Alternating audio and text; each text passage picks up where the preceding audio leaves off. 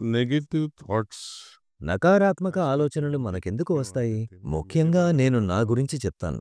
అప్పుడు నీకెందుకు వస్తున్నాయో బహుశా నీవు తెలుసుకోగలుగుతావు.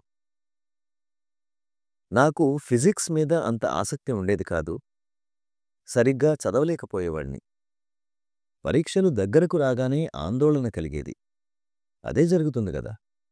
ఏ విషయం గురించైనా మనం సంసిద్ధులుగా లేమో, మనకు అర్థం కాదో, తెలియదో అప్పుడు మనకు ఆందోళన కలుగుతుంది. నీకు ఏబీసీడీలు రాయడంలో ఏమైనా ఇబ్బంది కలుగుతుందా? కలగదు. ఎందుకంటే అవి నీకు వచ్చు కనుక. ఏ విషయంలో అయితే ఆసక్తి కలుగుతుందో అది త్వరగా నేర్చుకోగలుగుతాం. बाबूजी ने बताया कि 2 ही इंस्ट्रूमेंट एजुकेशन में अच्छी तरह से काम होते हैं। బాబూజీ 2 సాధనాలు విద్యలో ఉపయోగపడతాయి. ఒకటి మీ శ్రద్ధ, 2 మీ పరిశీలన.